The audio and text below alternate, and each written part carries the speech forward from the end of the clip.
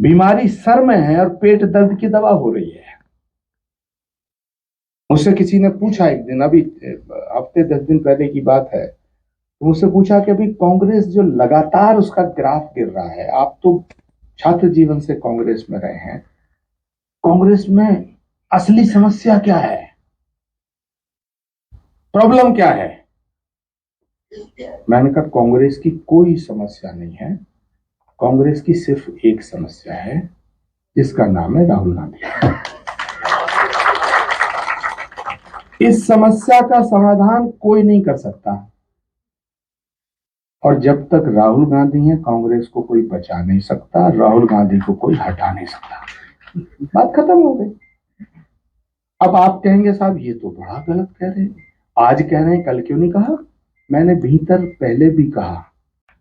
मैं आचार्य जी से एक सिर्फ बात कह दूं, आचार्य जी ने ट्वीट किया जब मैंने अपनी पुस्तक का एक छोटा सा प्रोमो डाला, तो आचार्य जी ने मुझे ट्वीट किया कि भाई इस खान मार्केट गैंग का कोई बॉस तो होगा, तो मैंने आचार्य जी को जवाब दिया वो तो आपसे बेहतर कौन जान सकता है।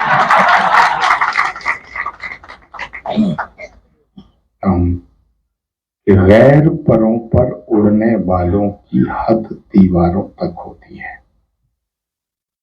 गैर परों पर उड़ने वालों की हद दीवारों तक होती है। आसमान तक वो उड़ते हैं जिनके अपने पर होते हैं।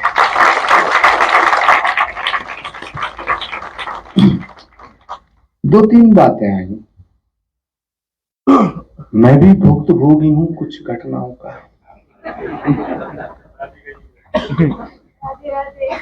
श्याम जाजू जी मेरे सामने बैठे हैं, स्वामी संपूर्णानंद जी बैठे हैं। संपूर्णानंद जी का यहाँ उपस्थित होना अपने आप में इस सभा को, इस सभा के गौरव को बढ़ा देता। मैं चाहूंगा उनके शिव चरणों में अब दो बातें। एक बात आई इस किताब में, जो इस किताब का नाम है Modi versus Khan market gang, तो जब वो ट्विटर पे मैंने देखा, फिर मेरे मन में बड़े सारे सवाल उत्पन्न हुए। मैंने सोचा अशोक श्रीवास्तव जैसा विद्वान एक पत्रकार, इस किताब का नाम इन्होंने ये क्यों रखा? तो यदि मैं खान मार्केट गैंग की तरह सोचता तो मेरे मन में इनके प्रति शत्रुता पैदा हो जाती बिना जाने। पर मैंने सोचा, फिर मैंने फोन उठाया और कुछ लिखना चाहा, पर मैं रुक गया। फिर मैंने सोचा ये क्यों लिखा गया होगा? आखिर ये खान मार्केट दिल्ली वाली है। फिर मैंने सोचा कि कुछ मैं लिख दूं और उसका मतलब गलत लग जाए, ये भी ठीक नहीं होगा। फिर मैंने और थोड़ा सा मनन किया। फिर मैंने सोचा कि अगर ये यही खान मार्केट है तो इसको गैंग क्यों लिखा गया? फिर मैंने सोचा कि अगर ये वाकई गैंग है तो इसका बॉस तो कोई होगा। तो मैंने उनके उस ट्वीट पे लिखा कि भाई ये अगर गैंग है तो इसका बॉस भी कोई होगा। बॉस कौन है? तो अशोक जी ने कहा कि आपसे बेहतर कौन जानता। मेरा सवाल मेरे गले में डाल दिया। अब मैं इस सवाल को आप सबके सामने छोड़ करके जाऊंगा, और हाँ, इसकी जो मेरी थोड़ी सी जो मेरे अनुभव है वो मैं शेयर जरूर करूंगा कि जिस दौर में अशोक श्रीवास्तव जी को बैन किया गया तो राधिका खेरा भी उस गैंग का हिस्सा थी।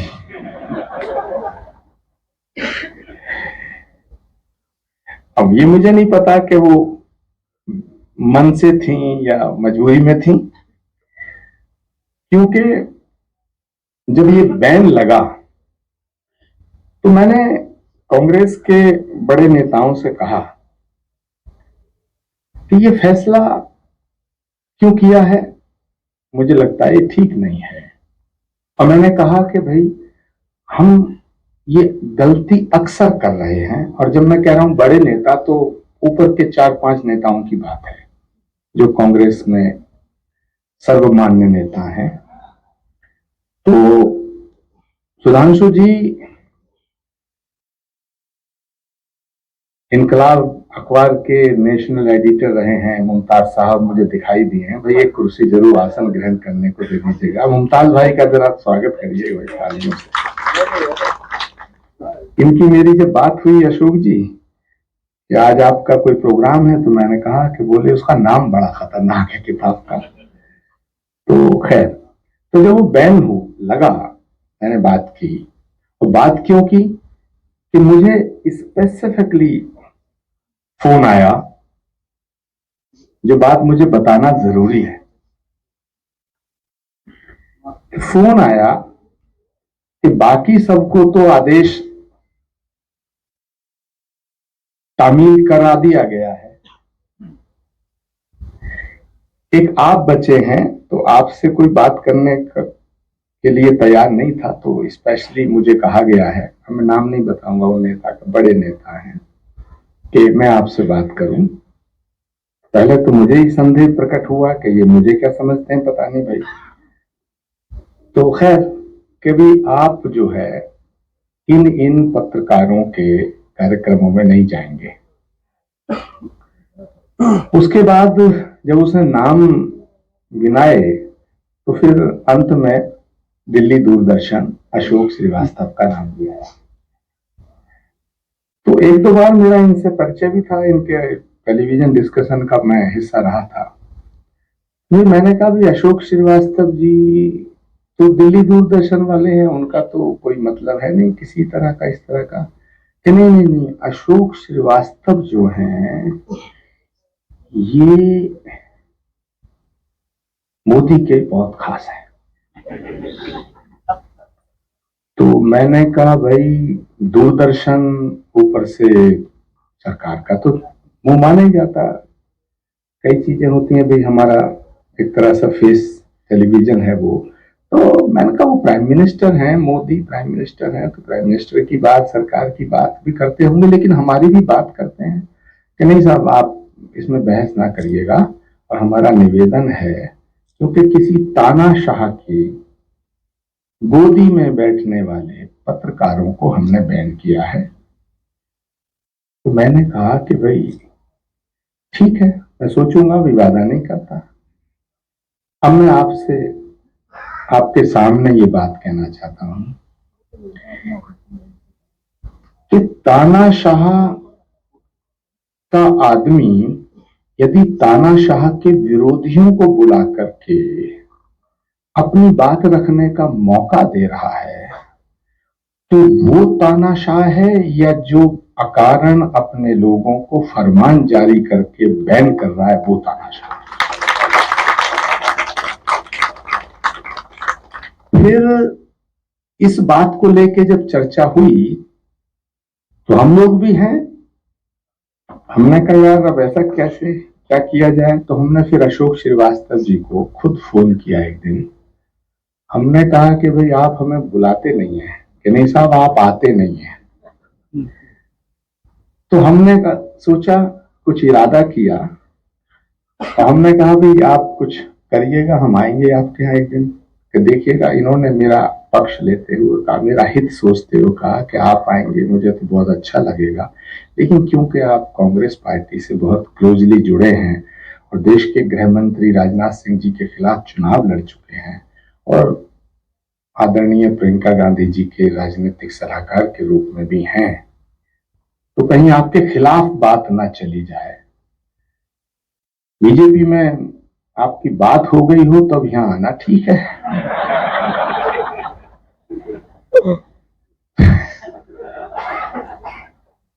तो मैंने कहा कि भाई बड़ा धर्म संकट उत्पन्न हो गया, कुछ कहना चाहते हैं तो जो कहलवाना चाहते हैं वही सही बात नहीं कर रहे हैं। तो मैंने कहा नहीं अशोक जी, आप जरा कुछ रखिएगा। अशोक जी ने प्रोग्राम एक बनाया, मैं उसमें पार्टिसिपेट मैंने किया। उसके बाद साहब जो परमाणु बम था वो फट गया। तो मैं जानता था कि जब मैं टेलीविजन पे जाऊंगा उससे पहले मेरे कार्यालय से हमारे जो बच्चे लोग हैं वो ट्वीट करके बता देते हैं, जी गुरु जी आज वहां रहेंगे, आचार्य जी वहां रहेंगे। तो मैंने उसको कहा भाई तू इसको सार्वजनिक कर दे, और मैंने अपना फोन साइलेंट पे कर लिया। उसमें बहुत कॉल थे, राधिका के दफ्तर के बहुत कॉल थे। और मैं इस बात को कतई नहीं छुपाना चाहता कि मैं जिनका सलाहकार था उनका भी फोन था। तो मैंने पूछा कि ये फैसला जो लिया गया है, ये फैसला ठीक नहीं है, ये तो एक अलग बात है। लेकिन जब हम कहते हैं कि साहब तानाशाही, मोदी तानाशाह है, अरे भाई रोज विपक्ष के नेता बिना मुंह धोए सुबह उठ के मोदी को गाली देते हैं और पूरे देश में दे करके फिर सुरक्षित घर लौट आते हैं, तो मोदी तानाशाह कैसे हो गया? अगर तानाशाह होता मोदी तो तुम पूरे देश में मोदी को रोज गाली दे सकते थे। और आज से नहीं दे रहे हैं, आज से नहीं दे रहे हैं, 10 साल तो हो गया प्रधानमंत्री के पद पर रहते हुए, उससे पहले के जो 15 साल हैं तब से दे रहे हैं। अब सवाल उठता है कि भाई पक्ष विपक्ष तो हमेशा रहा है, लेकिन आप जिस तरह की बातें कर रहे हैं वो बात इस देश के लिए ठीक नहीं है, क्योंकि आप एक ऐसा जहर बो रहे हैं अपने स्वार्थ के लिए जो हमारी आगे आने वाली नस्लों को बहुत क्षति पहुंचाएगा। आज ये जो किताब आपने लिखी है, मैं बिल्कुल इसका पूर्ण समर्थन करता हूं। इसमें जो ऐसे लोग हैं, अब मैंने एक दिन पूछा, कांग्रेस पार्टी के अंदर एक बैठक थी, जब चिंतन शिविर हुआ तो उसमें पॉलिटिकल अफेयर्स कमेटी का मैं सदस्य था, उसमें सभी वरिष्ठ नेता थे।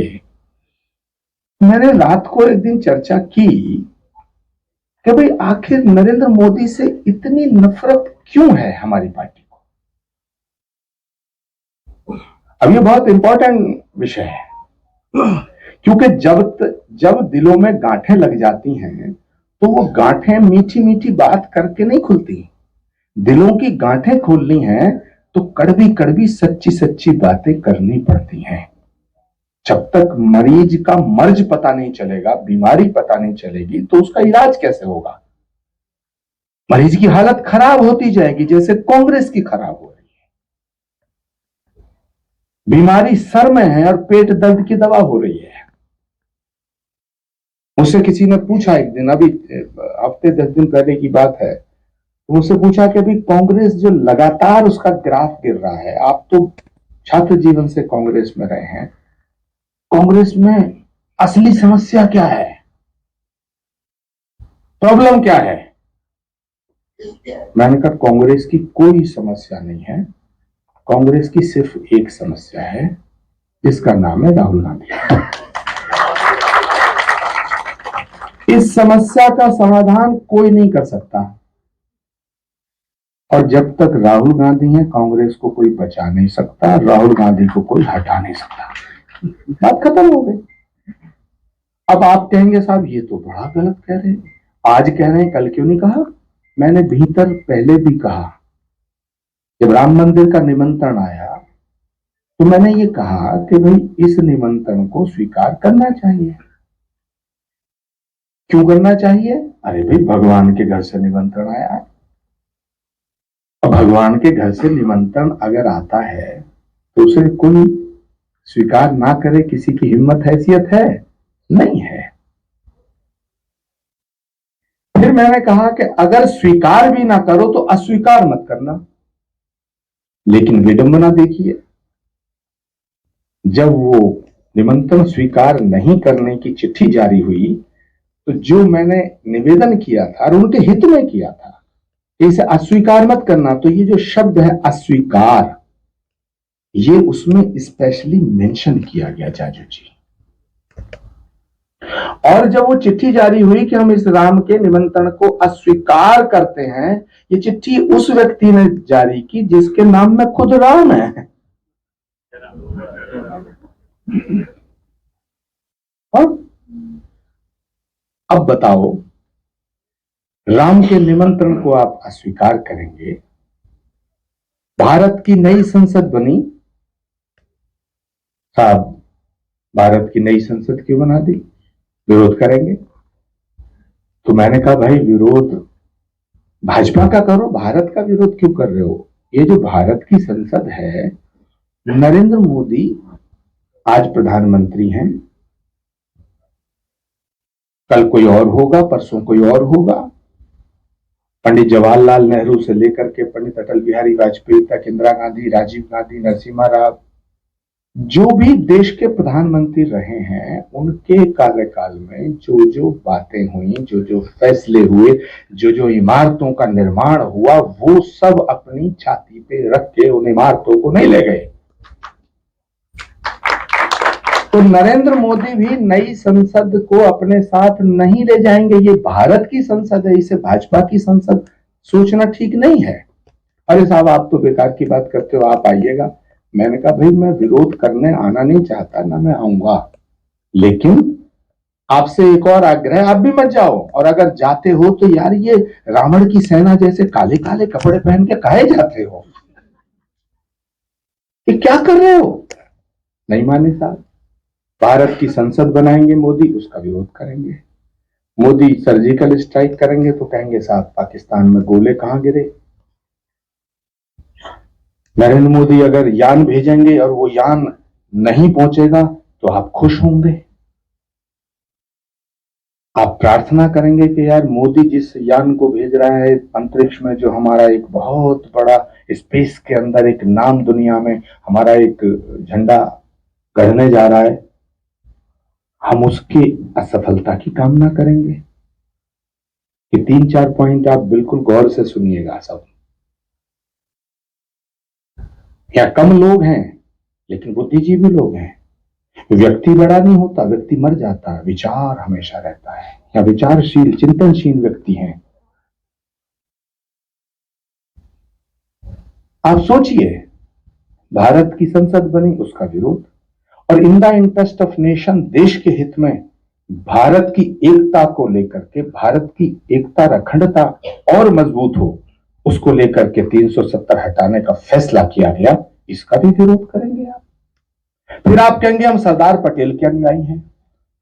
आप राम का विरोध करेंगे, कहेंगे महात्मा गांधी के अनुयायी हैं। आप सो कॉल्ड सेक्युलरिज्म की बात करेंगे, स्यूडो सेक्युलरिज्म के ऊपर चलेंगे और कहेंगे कि साहब हम महात्मा गांधी के फॉलोअर हैं। अरे भाई, महात्मा गांधी की तो हर सभा की शुरुआत होती थी रघुपति राघव राजा राम पतित पावन सीताराम। राम राज्य की कल्पना देखने वाला कौन? महात्मा गांधी। क्या महात्मा गांधी से बड़ा सेक्युलर कोई आदमी है? अगर महात्मा गांधी से बड़े आप सेक्युलर हैं तब तो ठीक है। और महात्मा गांधी अगर ये रास्ता देते हैं तो आप उस रास्ते पे चलना नहीं चाहते। तो कुल मिलाकर के मुझे लगता है, तुलसीदास जी ने लिखा है कि जाको दुख विधाता दई,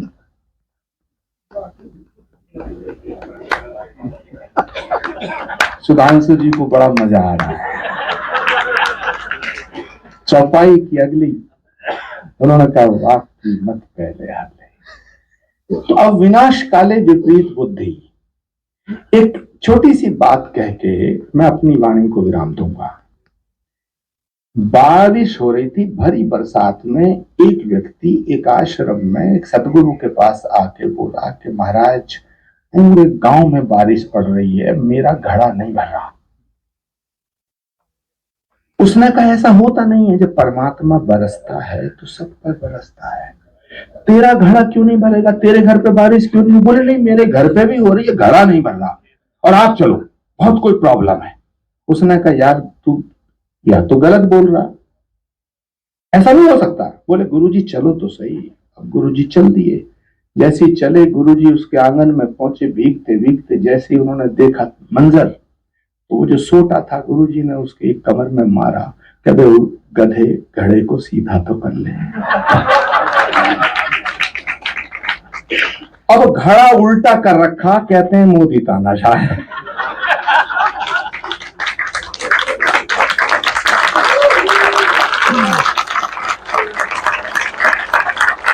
अरे घड़े को सीधा तो करो। ये देश है जिसने आपको बड़ा प्यार दिया, बड़ा सम्मान दिया, बड़ा सहयोग दिया, बड़ा समर्थन दिया, बड़ी शक्ति दी, अपार सामर्थ्य आपको प्रदान किया। ये वही देश है, लेकिन आपने उस सामर्थ्य का सदुपयोग नहीं किया और आप दोष दूसरों को देना चाहते हो। कांग्रेस पार्टी वो पार्टी है, डॉक्टर साहब यहां बैठे हैं, पूरा जीवन हम लोगों ने तो हम तो इनकी उंगली पकड़ के चलना सीखे भाई। अखबार का मतलब होता था डॉक्टर राम बहादुर राय का मतलब, अखबार में किसी का नाम अगर पढ़ लिया तो समझ लो पूरा अखबार पढ़ लिया, एक एक लाइन सार गर्भित था। कांग्रेस पार्टी वो पार्टी है कि कौन चुनाव जीतेगा इसका फैसला वो करते हैं जो कभी ग्राम प्रधानी के मेंबर का चुनाव नहीं लड़ते। तो कुल मिला के घड़ा सीधा करो, यदि घड़ा सीधा नहीं करोगे तो 24 छोड़ो 44 तक बूंद नहीं पड़ेगी। घड़ा सीधा करो। मैं खान मार्केट गैंग का बॉस कौन है इसका खुलासा अशोक श्रीवास्तव जी की दूसरी पुस्तक के विमोचन पे करूंगा और प्रभु कृपा से मैं भगवान से प्रार्थना करता हूं स्वामी जी कि हम सब उसमें उपस्थित रहें। हम सब अच्छा मान लो हम सदस्य थे उस गैंग के हैं? क्यों भाई, रत्नाकर डाकू वाल्मीकि बन सकता है।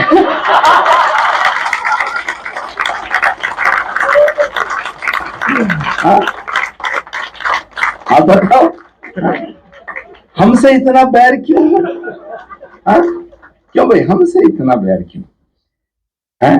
मैं राम मंदिर गया, अशोक जी ने भी मुझसे पूछा कि आप जाएंगे, मैंने कहा जरूर जाएंगे। एक दिन टेलीफोन पे उन्होंने कहा कि आप जाएंगे तो आपके खिलाफ कार्रवाई हो जाएगी, आपको निष्कासित कर दिया जाएगा।